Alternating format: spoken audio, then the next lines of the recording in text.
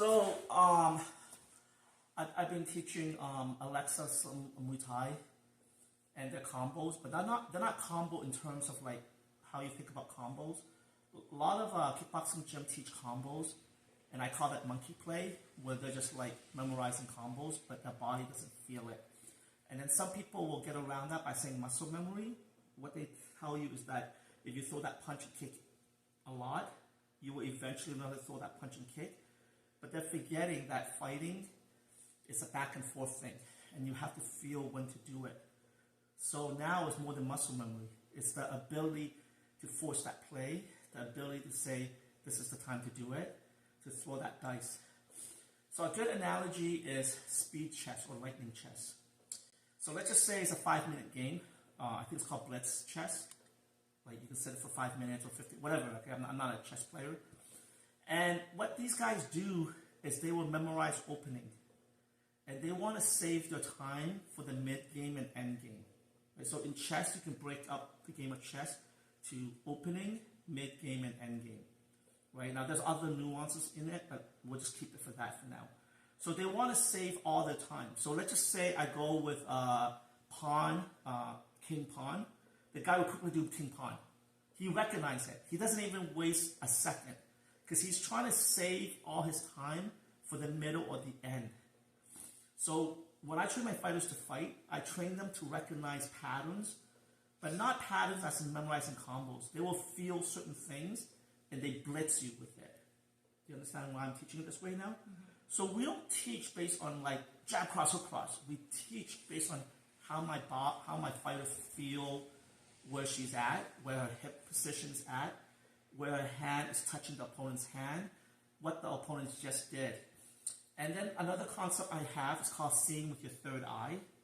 And what I mean by seeing with your third eye is that people talk about intuition, right? But intuition at the highest level is basically recognizing things due to your experience and technical expertise. And so what happened is if you have a lot of experience and you have a lot of technical expertise and you bet on a certain outcome, your bet is going to be much better or much higher success than someone who don't have the experience or the technical expertise. So what I mean is, let's just say I did 100 business dealing, right, on the same subject matter. Let's just say it's buying and selling real estate. And then I also know the real estate law very well, etc. And then when I see something that's off, I might walk out of that deal. Or when I see the deal is really good, I jump on it. Somebody else may not do it. And then people will say, oh, you have good instinct. It's like, no, it's years of honing it, right? So you have to be very careful. Like, how did your instinct get developed? Is it just like voodoo, or is it through lots of observation experience and lots of technical expertise? Do you get what I'm saying? Mm-hmm. And so I coined a phrase called seeing with your third eye. And because I'm blind in one eye and I'm nearsighted, I teach myself how to fight very differently. And I think because I'm also a designer, I see, like literally when I train through the fight, I see forms, I see shape, I see angles, I see vector force, right? I think partly because I'm not very physical, but I'm very interested in martial arts. So what keeps me engaged is these little details. So when you see with your third eye, it means you don't actually see with your eyes. You see with your body. Do you get what I'm saying? In judo, it's called Paralympic. There are blind judoka. There's one BJJ guy, he's a black belt, and he's blind. Right? And sometimes if you watch Brazilian Jiu-Jitsu guy at the higher level, even lower level guys, they'll grapple with their eyes closed. Because they've been in there so many times. Like they've been in that position and they felt that move so many times. So the problem with striking art is that it's not as tactile as grappling art. This is why when a striker fight, they have a hard time taking the art that they learn and applying it, right? So let's just say a grappler, if they get you on the ground, their chance of applying what they learn is much higher than a striker.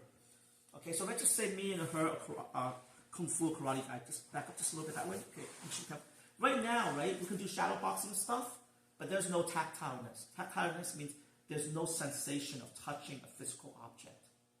And so what happens is the mind has a harder sense of neurofeedback loop.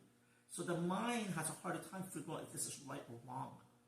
And so people say buzzword like muscle memory, muscle memory. Oh, you punch in the air 100 times, you can fight. Like, no, it's all bullshit because there's no tactileness.